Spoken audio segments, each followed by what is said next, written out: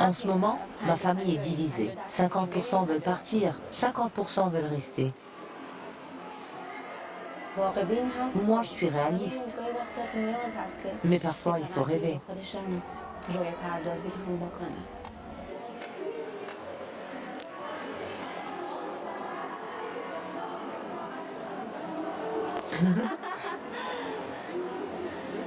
Ok.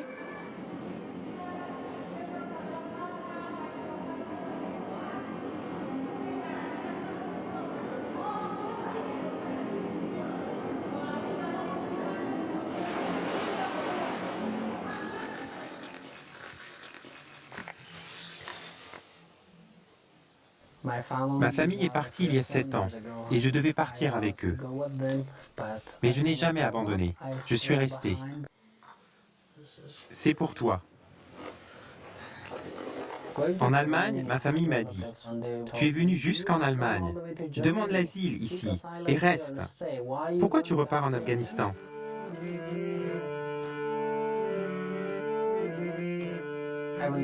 J'observais leur vie là-bas, les belles routes, les voitures rapides. C'est sûr qu'on n'en a pas en Afghanistan, mais c'est l'Afghanistan. On a du pain local et des fruits frais.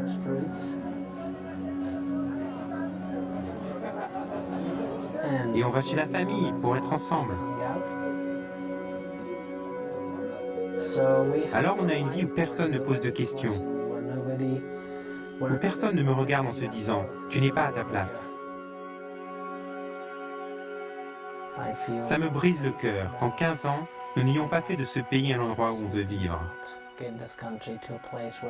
On ne serait pas obligé de partir, de trouver un autre pays.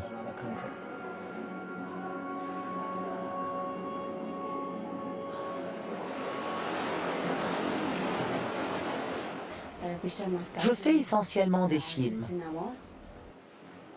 J'ai un autre projet, la natation. Monter une équipe féminine de natation. L'espoir, ces projets qui représentent 50% des raisons pour lesquelles je suis restée. Malgré les bombardements, malgré le fait de ne pas savoir ce qui va m'arriver quand je rentre le soir.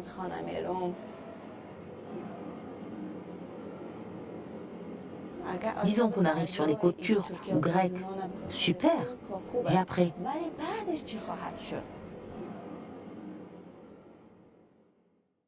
Je me rends compte que ceux qui partent sont perdus. Il faut tout recommencer. On ne parle pas la langue, et puis ce qu'on a fait comme études ou non, les diplômes. Et qu'est-ce qu'on est censé faire? Il faut tout lâcher, c'est comme renaître.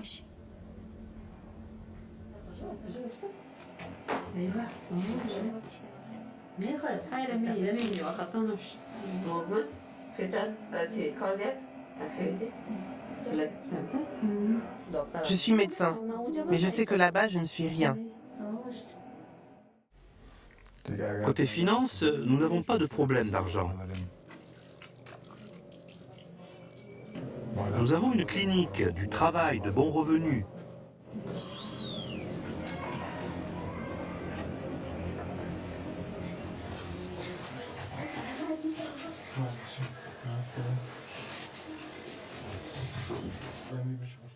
Nous avons 5 enfants, 3 filles et 2 garçons.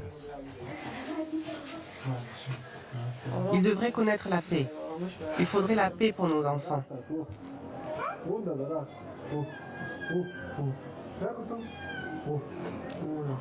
Le chat est parti, tu as vu?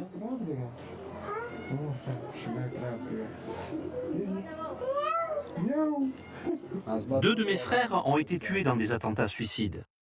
2 de mes frères. Quand je pars au travail le matin, mes enfants se demandent si je vais rentrer vivant.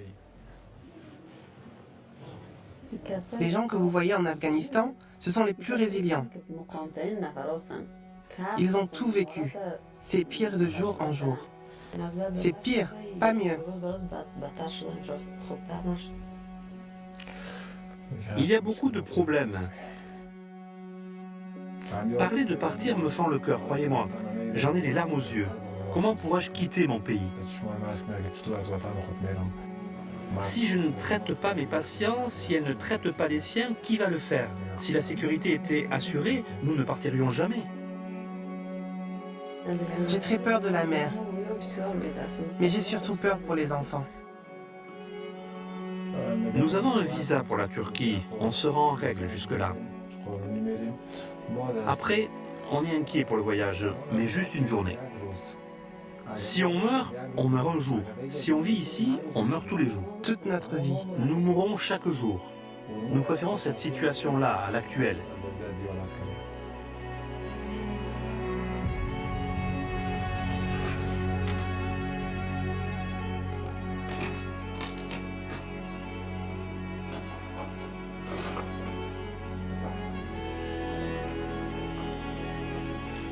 Cette semaine, à l'exception de celle où j'ai perdu mon père, c'est la plus dure de ma vie.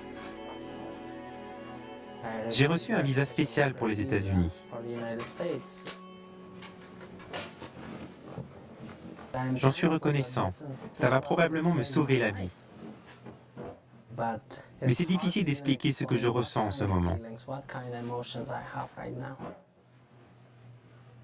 Quand j'entendais mon père parler de mère patrie et de son amour pour le pays, on se moquait de lui et on répondait « Qu'est-ce que la mère patrie nous a donné ? La guerre civile, constamment se déplacer, tous les traumatismes et toute cette folie, les gens massacrés, tués, et notre vie est en danger. C'est ça que la mère patrie fait pour nous ? » En partant, ma mère pleurait et j'essayais de la calmer, de la rassurer. Mais je me demandais pourquoi elle pleurait. Elle me disait simplement « Tu ne comprends pas, c'est le pays ». Et moi je répondais « Quelle partie ? Les explosions sur la route, les tueries, les viols, le chaos ? C'est ça qui va te manquer ?» Et ma mère disait « Tu refuses de comprendre. C'est une émotion que tu ressentiras un jour. » Mais maintenant je comprends, je peux m'identifier. Je voudrais que mon père soit là. Je lui dirais que je comprends ce qu'est la mère patrie.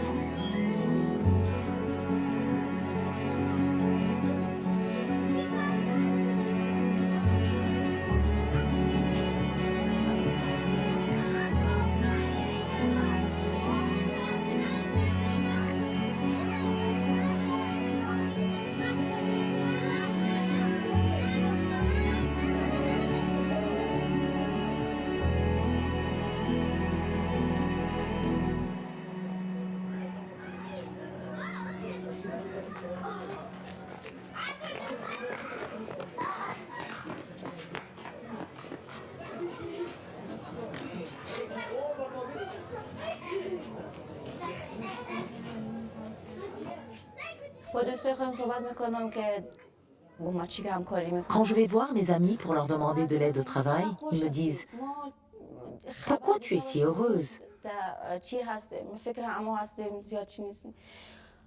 On regarde les actualités et on ne pense plus qu'à ça. Je dis « Mon ami, je suis vivante. » Ceux qui sont morts, on peut raconter leur histoire, leurs souvenirs. Mais vivants, ils parlent de leurs rêves. Des rêves désormais irréalisables. Je leur dis, je suis vivante, aidez-moi à faire mon film. Comme ça, si je suis tuée dans un attentat demain, vous ne culpabiliserez pas. La plupart des amis à qui j'ai parlé, à qui j'ai demandé un avis, veulent soit rester ici à tout prix, soit disent non. Après avoir risqué nos vies depuis si longtemps ici, ils choisissent de prendre un autre risque là-bas. Quand je parle à mes amis, je dis « Prenons le risque ensemble de rester ici. »